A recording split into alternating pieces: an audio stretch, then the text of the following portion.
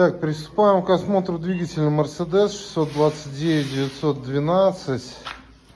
Здесь был прогар медной шайбы, значит, вот в этом вот, это получается левая голова, крайний цилиндр, налипшая сажа есть. Эндоскопию мы уже провели, далее она будет приложена.